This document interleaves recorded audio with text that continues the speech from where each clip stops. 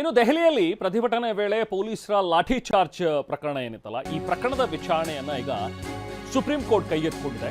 ಸೋಮವಾರಕ್ಕೆ ನಿಗದಿಪಡಿಸಿದೆ. ಈಗ ಇದನ್ನು ಸುಪ್ರೀಂ ಕೋರ್ಟ್ ಮುಖ್ಯ ನ್ಯಾಯಮೂರ್ತಿ ಸೂರ್ಯಕಾಂತ್ ಅವರೇ ಈ ಒಂದು ಪ್ರಕರಣದ ಒಂದು ವಿಚಾರಣೆಯನ್ನು ನಡೆಸಲಿಕ್ಕಿದ್ದಾರೆ.